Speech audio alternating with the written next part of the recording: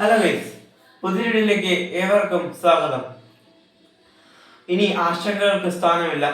എല്ലാം ആശങ്കകളുടെയും എല്ലാം കാർമേഘം ഇവിടെ അവസാനിക്കുകയാണ്. സസ്പെൻസുകൾക്കും എല്ലാം അവസാനം. അനിശ്ചിതത്വങ്ങൾക്കെല്ലാം ഇനി വിരാമമിടാം. അതെ, പറഞ്ഞു വരുന്നത് ഇന്ത്യൻ ഫുട്ബോളിന്റെ കാര്യം തന്നെയാണ്. അതേസമയം കേരളത്തിന്റെ സ്വന്തം കൊമ്പന്മാരും ദൈവത്തിന്റെ സ്വന്തം പോരാളികളും രണ്ട് കൽപ്പിച്ച് ഐ എസ് എല്ലിന്റെ 12ാം സീസണ് തയ്യാറെടുക്കുമ്പോൾ കുറയ്ക്കാൻ പാടില്ലല്ലോ.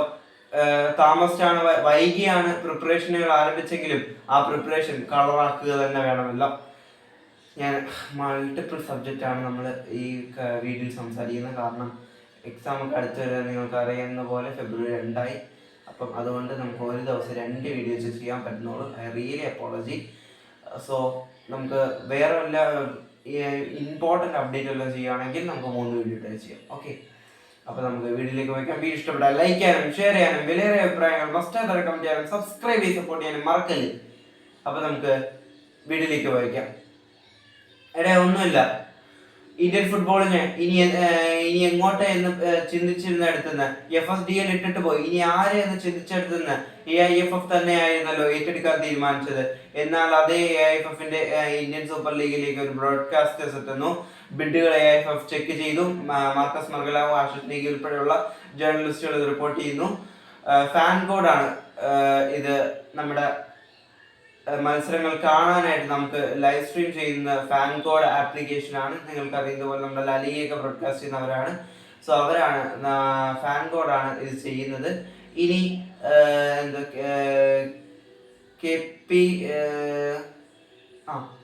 സ്റ്റുഡിയോസ് എന്ന് പറഞ്ഞ ഒരു ടീമാണ് പ്രൊഡക്ഷൻ ആക്ടിവിറ്റികൾ ചെയ്യുന്നത്. ഈ ഒരു ടീമാണ്. അപ്പം ISLന്റെ ബ്രോഡ്കാസ്റ്റേഴ്സ് തീരുമാനമാകുമ്പോൾ ISL എന്തുവാ ഗൂഗിളിലൂടെ ഗോൾ സ്കോറേഴ്സിനെ സ്കോർ ലൈൻ നോക്കിക്കൊണ്ടിരിക്കുമോ എന്ന് ചോദിച്ചവർക്കുള്ള മറുപടിയായി കൊണ്ടാണ് AIFF ഇപ്പോൾ എത്തുന്നത്. എന്തായാലും കാത്തിരിക്കാം ആവേശമേറിയ ഉറക്കമില്ലാത്ത ISL രാത്രികൾക്കായി February 14. അതേസമയം നമ്മുടെ കേരള ബ്ലാസ്റ്റേഴ്സിന്റെ കാര്യം, ഇനി 10 ദിവസത്തിൽ പരമാണ് ISL തുടങ്ങാനുള്ളത്. ദൈവത്തിന്റെ സ്വന്തം പോരാളികൾ 2 കൽപ്പിച്ച് തന്നെയാണ് ഈ സീസൺ ഇറങ്ങുന്നത്. അതവർ എല്ലാത്തിലും ഉറപ്പിച്ചു കഴിഞ്ഞു. ഓൾ ഇന്ത്യൻ സ്ക്വാഡുമായി ഇറങ്ങുമെന്ന് പറഞ്ഞിട്ട് ഇപ്പോൾ വിദേശ താരങ്ങളുമായി എത്തുകയാണ്. ചെൽസി ആണോ എന്ന് പോലും സംശയിച്ചു. വിൽക്കുന്നു വാങ്ങുന്നു, അതായിരുന്നു നമ്മുടെ അവസ്ഥ. ഇപ്പോൾ പ്രീ സീസൺ കാര്യത്തിലേക്ക് വരാണ്. ഉമർപ, പുതിയ താരമായ ഉമർപ ടീമിനോടൊപ്പം ക്യാമ്പിൽ റിപ്പോർട്ട് ചെയ്തിട്ടുണ്ട്. അതങ്ങനെയാണല്ലോ, ഇന്ന് സൈനിങ്, നാളെ അതിന്റെ മറ്റ് പ്രൊസീജിയേഴ്സ്, മറ്റന്നാൾ താരം എത്തും. അങ്ങനെയാണല്ലോ ഇപ്പോൾ ബ്ലാസ്റ്റേഴ്സിന്റെ കാര്യങ്ങൾ പോകുന്നത്. ഉമർപ ഇപ്പോൾ ടീം ക്യാമ്പിൽ റിപ്പോർട്ട് ചെയ്തിട്ടുണ്ട്.